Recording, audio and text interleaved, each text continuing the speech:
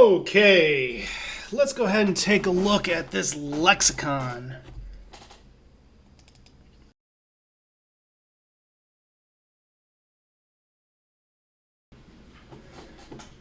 It really is a lexicon. Alright, let's go!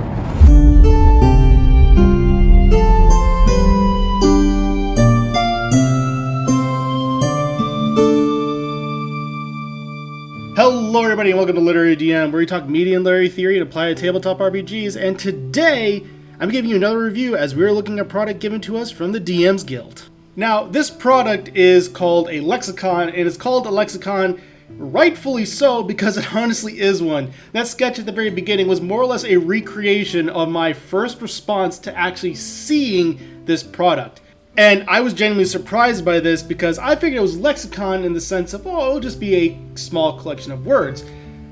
That's not what you get when you get this product. You are getting a product filled with alternate words to describe various actions or various effects, various landscapes, and so on and so forth.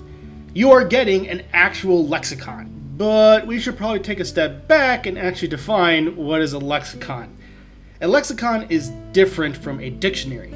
Dictionaries typically define words, while lexicons are usually groupings of words.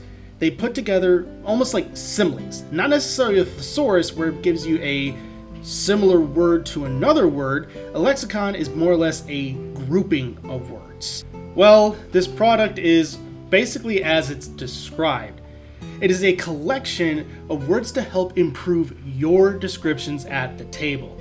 The opening actually gives a decent example of where you're tired of saying you hit and you miss, the arrow flies through the air, your sword clanks against the shield for the millionth time. You want to use something else. You want to be more descriptive. You want to be like... You see from around the corner a very lithe, crooked-looking man, quite elderly, but very spry for his size. You'd see his arms and legs are very lanky. One thing that should be noted is, as mentioned earlier, this is not a dictionary. You're not going to have the definitions of the words handed to you. Rather, they are categorized based upon various damage types.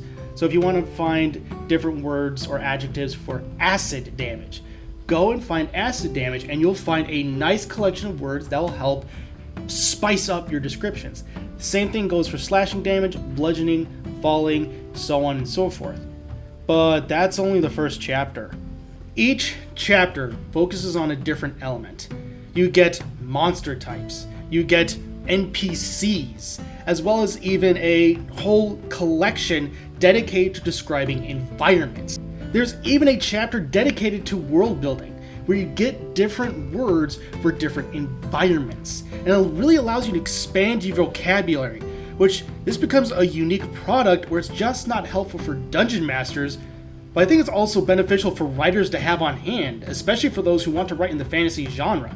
You will get your money's worth out of this. And also, it has really helpful diagrams. One of my favorite parts of the entire product comes at the end of chapter 1, where you actually get a diagram of a suit of armor as well as various weapons. So if you have no idea regarding the parts of armor or weapons, then head to this part of the chapter, and it will benefit you greatly. The biggest con to this product, honestly, is that it's not something you can readily use at the table. It's going to be very awkward to stop every combat or every hit and just flip through it or even scroll through it to find a good word. This is rather something that's more beneficial during DM prep. So let's say you want to describe your party entering into a dungeon or going to a massive city, perhaps a small town. This is where you're going to use that to find interesting words. That being said, you can use this at the table, just not the entire document. My suggestion is you just take a note card, you take a select few words and just categorize them like they are in the lexicon. You place it down right behind your DM screen, and you occasionally look down at it while you're describing the battlefield or what have you, and then you just go from there. I do believe, though, that this is a product that's better suited for DM prep. You can use it behind the screen, it's just maybe limited to a note card, so that way you're not fumbling through the document every single time you're in combat. That is until you get to the last chapter.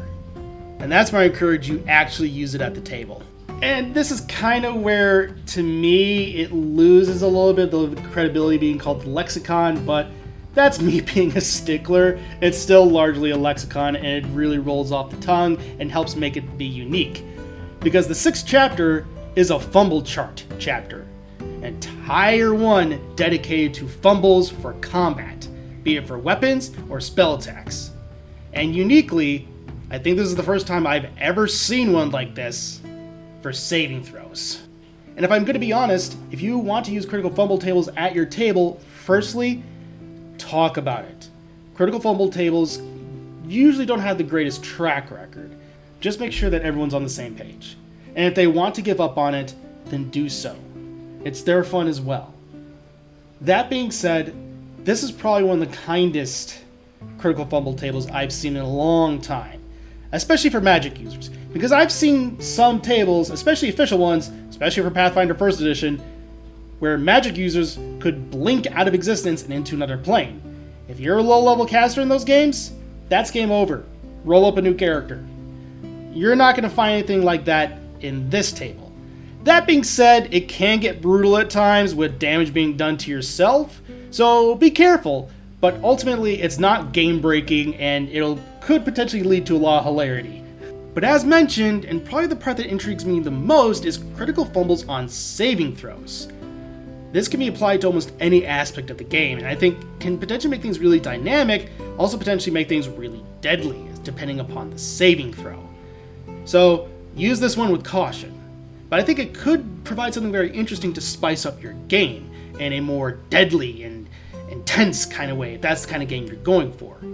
But definitely, Dungeon Masters, take a deep look into this chapter and weigh all the pros and cons, and then present it to your table in full.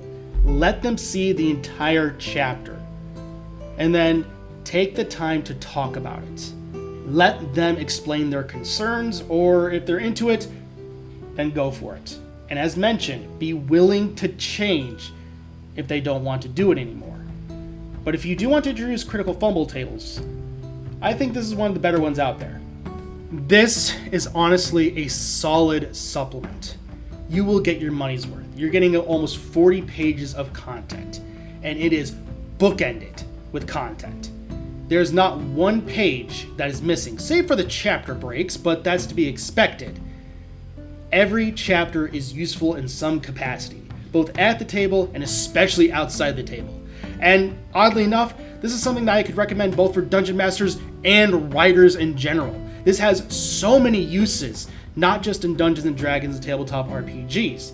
So if you are an aspiring writer and you really want to get into writing fantasy, then I even highly recommend you check out this book, because it could really expand your vocabulary and really spice up your writing, as well as make the world seem a little bit more interesting and engaging, as you're not using the same adjectives every single time. I fully mean it that when I opened it up and saw what I was getting into, I got excited. This is something that I will more than likely be using at my table as well as during my prep time. I think it's an invaluable resource and something that should be in the library of every single Dungeon Master. And better yet, it's not just useful for Dungeon Masters, but it's useful for writers. This is an incredibly well thought out supplement, extremely well organized, easy to read, and easy to follow. You don't need to read the entire thing. You just need to be able to find what you're looking for, and you'll be able to find it with ease. With nearly 40 pages of bookended content, you're going to get your money's worth, and it is very much investing in.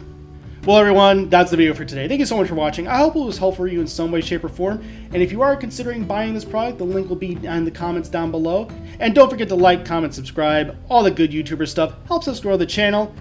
But in the meantime, everybody, keep rolling those dice.